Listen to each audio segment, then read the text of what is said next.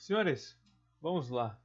Dando continuidade à atualização do nosso quadro, agora eu vou dar um exemplo de uma prática para a gente poder testar aqui a funcionalidade dos nossos comandos aqui.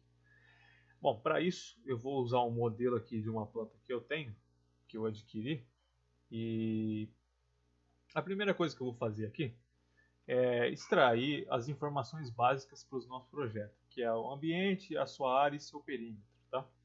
Eu vou escolher aqui um ambiente. Deixa eu ver aqui. Eu vou pegar essa suíte. Vou usar o comando área para determinar aqui a dimensão do nosso cômodo. Vou pegar aqui as limitações do cômodo para que a gente possa pegar um valor aí mais aproximado. Bom, aqui a gente pode ver que deu uma área de 16,57 metros quadrados. 16,57 metros quadrados. E a gente tem um perímetro de 16,30. 16,30. O nosso ambiente é a suíte. Tá? Aqui pode ver que a gente perdeu a referência. Se a gente quiser abrir para a gente poder ver, é só apertar a tecla F2, tá? Que ela abre essa caixa de diálogo aqui. E para fechar, pode apertar F2 de novo. Bom, nosso modelinho aqui a gente já extraiu os valores. Aqui que entra o macete agora para os cálculos. Lembra que eu falei que eu tinha uma nova coluna que era o tipo de ambiente? É essa coluna aqui que a gente vai utilizar para efetuar os nossos cálculos de ponto de tomada. A gente vê aqui em informações gerais, pode ver que eu coloquei um sequencial de números aqui para cada tipo de cômodo. Bom, a suíte ela se enquadra no quarto, então é o número 7. Tá? Bom, para quem sabe como funciona aí o funcionamento dos cômodos, sabe que a fração de perímetro de um quarto ela é a divisão por 5. Então a gente tem que pegar aqui, vou pegar a função minha aqui, que é de pontos mínimos de Tug. Tá? Para abrir essas funções aqui, a gente vem aqui e vem aqui em definido pelo usuário. Tá? Aqui a gente vai encontrar uma função chamada minTug. Aqui a gente vai inserir o perímetro e aqui a gente vai inserir o tipo de ambiente. Pode ver que nos gerou aproximadamente 3 pontos de iluminação. Tá? A gente sempre usa esse valor aqui para cima, tá? Que é antes sobrar do que faltar ali tomadas no nosso cômodo. Eu não fiz uma fórmula exata para iluminação, porém eu fiz aqui, segundo a norma também, 5410, como é o funcionamento de iluminação para um cômodo. A norma 5410 nos diz o quê? Que até 6 metros quadrados a gente deve ter obrigatoriamente 100 VA, que é a potência aparente, e acrescidos de 4 metros inteiros o cômodo, a gente tem um acréscimo de 60 VA. Então a gente pode ver que a cada 4 metros que sobem, a gente tem um acréscimo de 60 VA. Aqui a gente pode ver que o nosso cômodo ele nos deu uma área de 16,57 metros quadrados. Ou seja, 100 VA não é o suficiente para iluminar esse ambiente. Então a gente tem que chegar até o valor mais próximo daqueles 16,57. Aqui a gente pode ver que a gente excedeu para 18 metros quadrados. Ou seja, a gente está colocando uma quantidade de luz maior do que o cômodo precisa. Então a gente pode adotar um valor de 14 metros quadrados e 220 VA de potência para aquele cômodo ali. Bom, agora que a gente já extraiu as informações principais do nosso cômodo, a gente pode definir os tipos de circuito. Uma coisa que a norma nos diz é o seguinte, que circuitos de iluminação não podem ser misturados com circuitos de tomada. Por quê?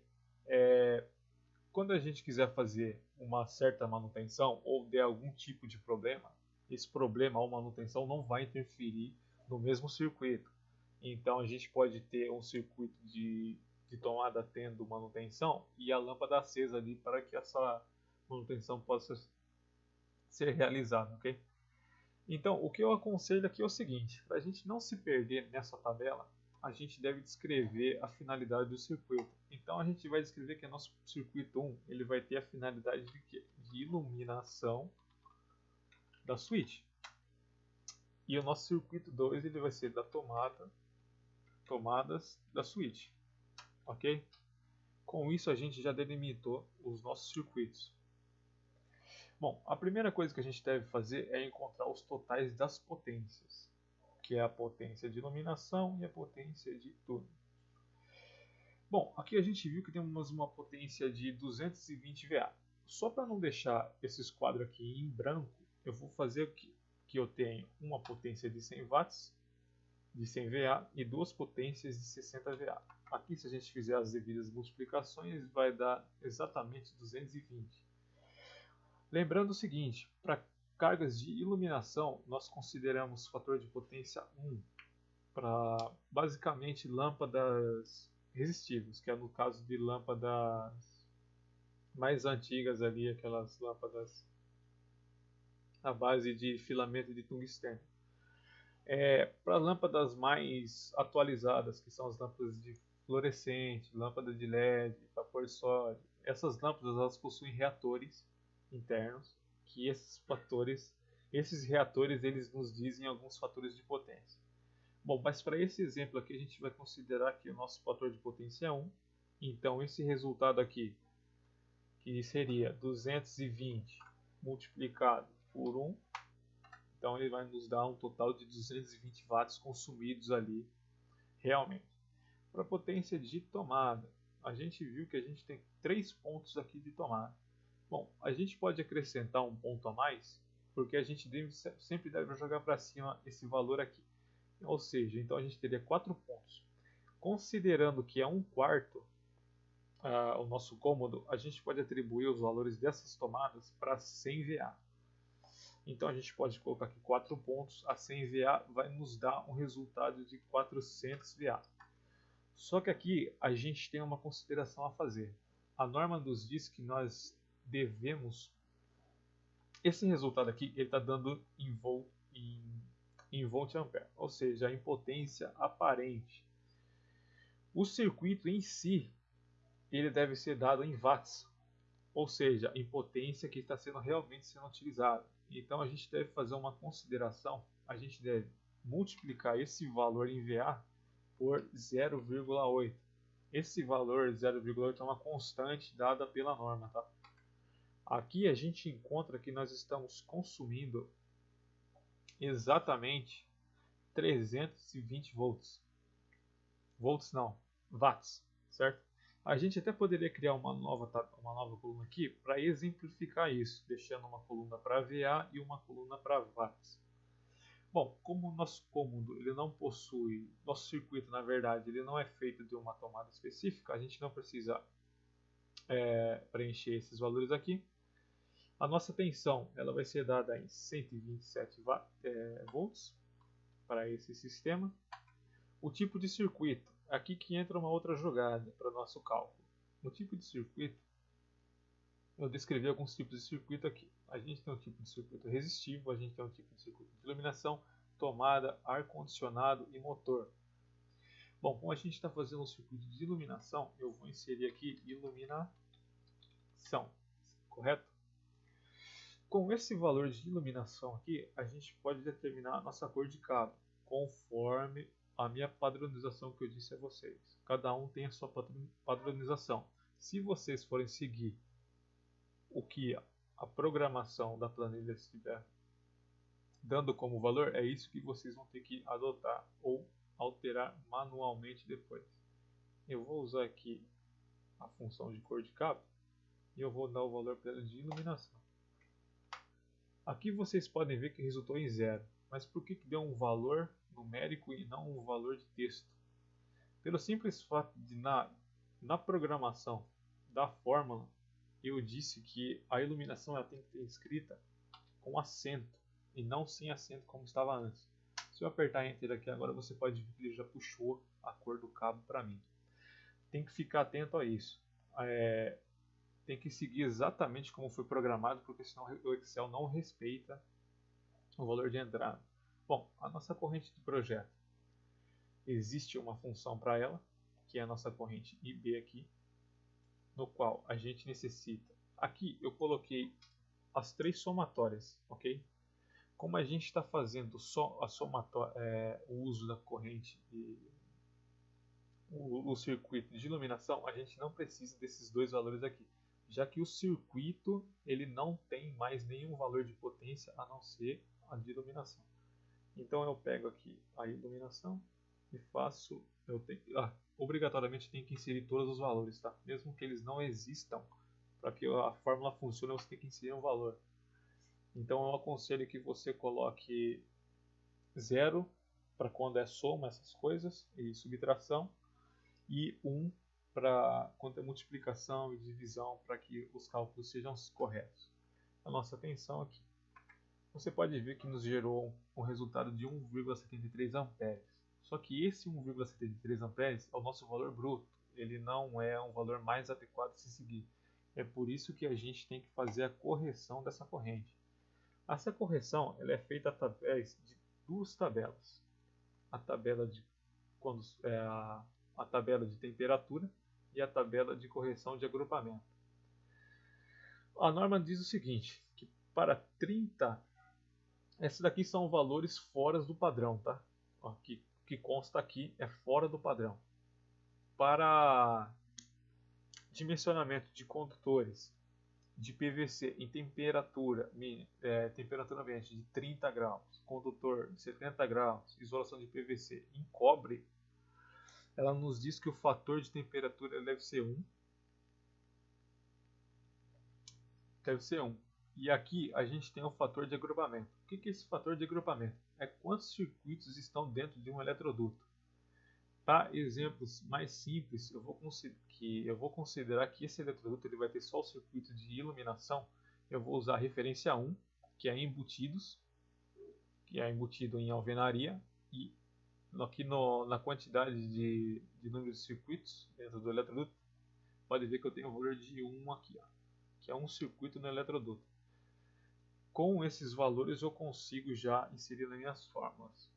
Eu vou pegar aqui a função de corrente corrigida, que é a corrente IC. Eu vou dar o valor da corrente IB, o 1 da temperatura e o 1 de agrupamento. Vocês podem ver que ele deu a própria corrente de projeto, ou seja, ele não sofreu alteração no seu valor. Bom, para dimensionamento a gente conhece dois fatores: dois condutores carregados e 3 condutores carregados. Tá? Aqui a gente pode ver que é 2 condutores carregados e 3 condutores carregados. Para cada tipo de coluna a gente vai ter um tipo de condução das bitolas em ampere. Pode ver que para 2 condutores carregados ela é relativamente maior que para 3 condutores carregados. Por que isso acontece? Porque quanto menor a quantidade de condutores, mais esses condutores trabalham. E isso requer uma capacidade de condução maior. Então, para esse circuito aqui, eu estou considerando que ele é monofásico.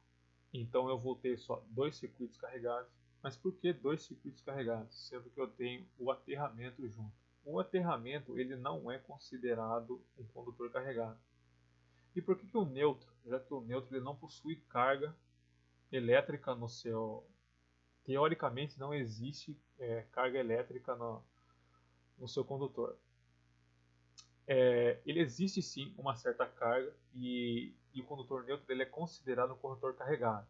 Então eu estou considerando que esse circuito monofásico ele é constituído de 2 condutores carregados. Se eu tivesse uma carga trifásica de 3 fases ou 3 fases e 3 fases e um neutro, eu consideraria 3 condutores carregados. A nossa capacidade de condução, IZ, ela é a capacidade de condução do cabo. Como vocês podem ver aqui na tabela, para cada tipo de ampere do circuito, existe uma bitola de cabo. Então, a nossa capacidade de condução ela vai ser determinada agora.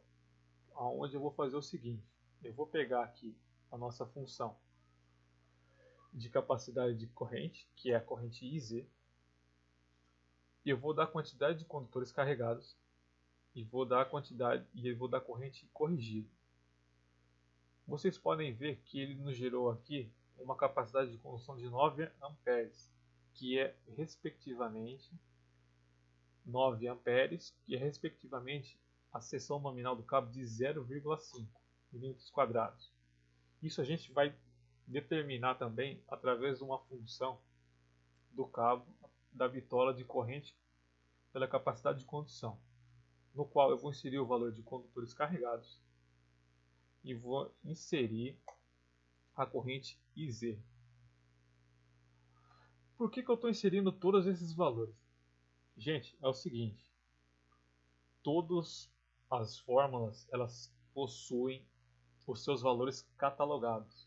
Então a fórmula ela vai respeitar os valores de entrada que eu estou dando e vai procurar dentro dessas listas aqui o seu respectivo valor com base na norma. Nenhum valor que está aqui foge da norma. Se vocês olharem aqui no código, vocês vão ver que isso é exatamente o que tem aqui. E como são várias tabelas, eu tive que definir dentro do código aonde ele tem que procurar. É por isso que as fórmulas elas necessitam dos valores exatos de entrada para que ele possa gerar aqui o valor corretamente. É para isso que a gente tem que entender como funcionam as tabelas e como funciona a entrada dos valores nas fórmulas, ok? Gente, aqui existem duas coisas que eu queria ressaltar aqui. Existe a capacidade de condução, o dimensionamento pela capacidade de condução, e existe o dimensionamento pela queda de tensão, ok? Eu fiz aqui pela capacidade de condução e agora eu vou fazer pela queda de tensão. Vocês vão ver que pode ser que o valor do cabo aqui ele dê diferente do cabo daqui, ok? Vamos realizar esse teste então para a gente ver a diferença que pode dar. Bom, dentro de uma residência, a norma nos diz o seguinte, que do ponto terminal até o quadro de distribuição, nós temos uma queda de tensão de 4%, ok? Alguns livros eles utilizam 5 e alguns livros utilizam 4. Com os meus livros aqui, eu usei como referência 4%, ok? Aqui a gente pode colocar os valores brutos, a gente não precisa fazer nenhuma conversão, porque dentro das fórmulas eu já realizei essas conversões, ok? Então a gente pode colocar o valor 4 aqui inteiro. Se eu não tivesse feito essas conversões, a gente deveria ter que usar aqui 0,04, que é o que? O 4 dividido por 100, ok? Mas aqui eu vou usar o 4 inteiro. O comprimento, a norma diz que a gente tem que utilizar o comprimento em quilômetros. Para não ter que ficar se perdendo na conversão da metragem de divisão por mil para resultar em quilômetros, eu posso inserir aqui automaticamente em metros, porque o seu projeto, em momento algum, ele vai te dar o resultado em metros, em quilômetros. Ele vai te dar mais, na parte mais significativa, ele vai te dar em metros, ok? Então, você pode ficar tranquilo aí ao inserir o valor aqui em metros. Bom, como eu falei, é a parte terminal até o quadro de distribuição. Onde que é o nosso terminal nesse projeto aqui? Seria o ponto de luz no centro desse quarto aqui. Só que eu não tenho nenhum quadro de distribuição na qual eu tenha que fazer ali uma medida mais exata para determinar no nosso circuito ali. Então o que eu vou fazer? Para exemplo, eu vou definir que o nosso quadro de distribuição ele está a 15 metros de distância da nossa luminária, da nossa lâmpada ali, ok? A nossa queda de tensão unitária ela vai ser dada pela seguinte função. Eu tenho aqui a função para ela, queda de tensão unitária, ok? A queda de tensão máxima, eu vou ter a tensão, eu vou ter que colocar a corrente de projeto e o comprimento, ok? Aqui você pode ver que ele resultou em 195,76 volt por metro vezes quilômetro. Esse daqui é um valor de uma outra tabela e praticamente igual a essa tabela aqui, só que ela é feita para critério de queda de tensão, ok? Então ela respeita outros tipos de fatores, ok? E para esse tipo de de consulta é relevante duas coisas, a mais do que pela capacidade de condução. Eu vou pegar aqui a fórmula que seria da bitola do queda de tensão. Aqui vocês podem ver que eu coloquei material, circuito, fator de potência e queda de tensão unitária. O que seria esse material aqui? Seria quando o material ele é não magnético ou ele é um material magnético. O que é um material não magnético e um material magnético? O não magnético são materiais constituídos de PVC, que são os eletrodutos aí que a gente encontra embutidos nas alvenarias, e os materiais magnéticos são as eletrocalhas, que são constituídas de metal. Então, isso daqui influencia no eletromagnetismo dos condutores, elevando a sua capacidade de condução, etc. Okay? Então, aqui, como a gente está se tratando de um eletroduto embutido em alvenaria, então é um material não magnético. Então, eu coloco o valor de 1. O circuito ele é monofásico ou trifásico.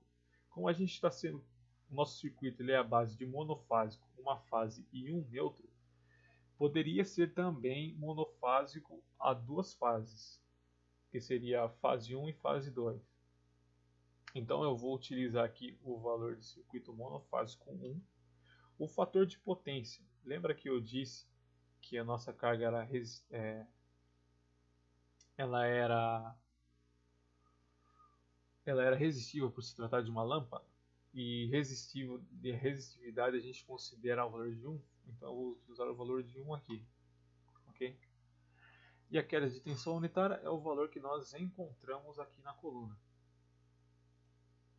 Aqui vocês podem ver que nos gerou um valor de bitola de cabo de 1,5 km², ou seja, gerou um cabo maior do que a capacidade de condução, ou seja, pelo critério da queda de tensão, nós deveríamos usar esse cabo aqui, porque é o valor mais seguro que nós temos aqui para esse circuito. Só que aqui, para quem entende de elétrica, para quem entende de dimensionamento condutor, já deve ter percebido que tem um erro aqui. Por que tem um erro aqui? Vocês viram que a capacidade de condução ele me gerou um valor de 0,5. Ele respeitou a tabela e a programação que eu fiz. Só que tem um certo diferencial aqui. Para circuitos de iluminação, a norma prescreve o quê? Que deve ser num cabo no mínimo de seção 1,5 e não 0,50. Aqui então você já teria que refazer o reajuste desse cabo aqui para o padrão. E aqui ele já nos deu o valor correto do cabo.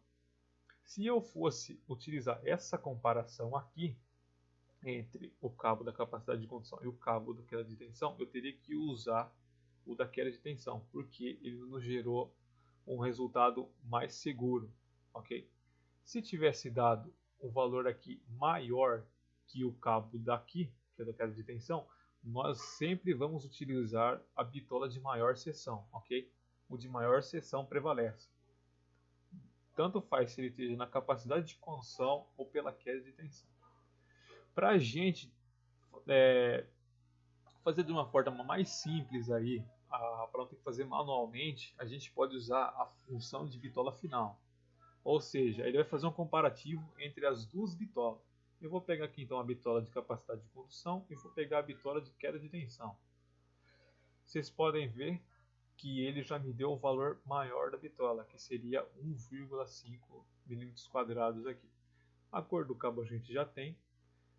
Aqui na fase, é as fases do barramento, certo?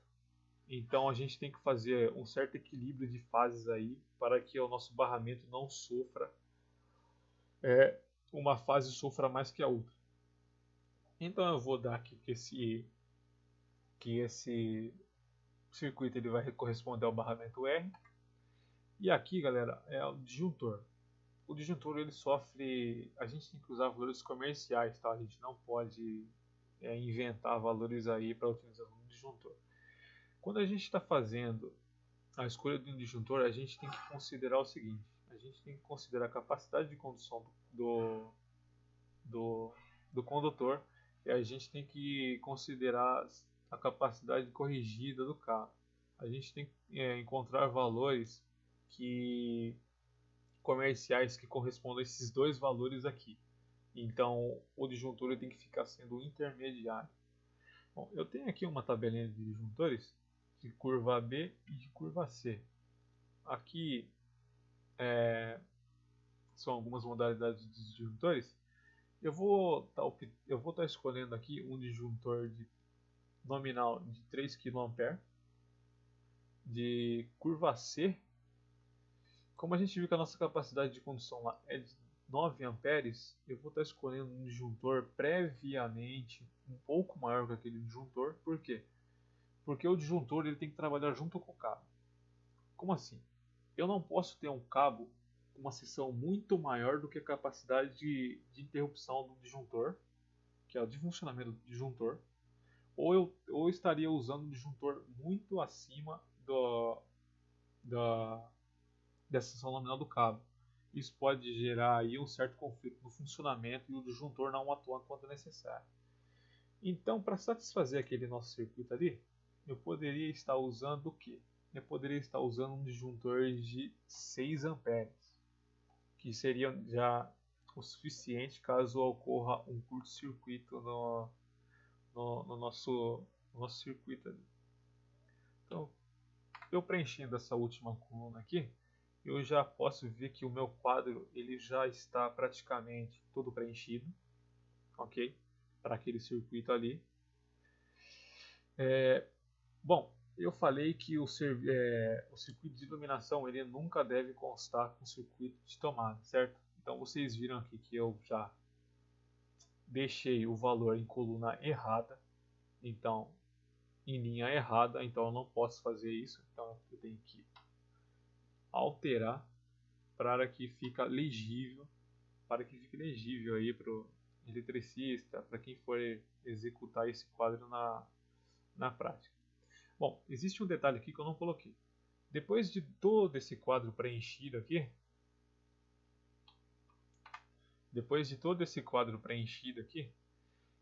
a gente deveria, eu não vou fazer aqui no caso, preencher mais três valores, que é a potência de demanda da residência, a corrente e tem mais um valor lá que eu não lembro agora. O que esses valores esses três valores vão nos dizer? Em que padrão a nossa residência se encaixa? Como assim em que padrão? Quando você vai fazer a requisição de entrada de energia da sua residência, muitas vezes a distribuidora local ela pede quanto a sua casa consome em potência. É essa potência que a sua casa gera que ela vai definir em que padrão que você vai entrar na norma distribuidora. Você pode estar adquirindo uma casa monofásica, uma casa bifásica e uma casa trifásica, certo? É para isso que a gente precisa de todo esse cálculo aqui. Quando a residência ela possui uma carga muito elevada, a distribuidora local ela exige o projeto elétrico para que você possa comprovar a distribuidora o quanto a sua casa ela consome, certo? Depende muito do padrão da casa aí. Quanto maior for a casa, maior é o seu padrão de dimensionamento e mais exigido pela concessionária local. Bom, o que eu queria mostrar basicamente era isso, o funcionamento desse quadro aqui, certo? Bom, por dentro da programação aqui existem todos os valores catalogados. Vocês aí podem estar conferindo nas próprias tabelas de vocês aí na NBR 5410 para ver se realmente batem esses valores, ok? Bom, qualquer dúvida eu estou à disposição. Pretendo continuar fazendo aqui mais uns demonstrativos do quadro, tanto também agora na parte de AutoCAD, na parte de projeto no AutoCAD, vou estar fazendo também. Mas por enquanto é só. Agradeço a todos aí e espero ter ajudado. Até a próxima.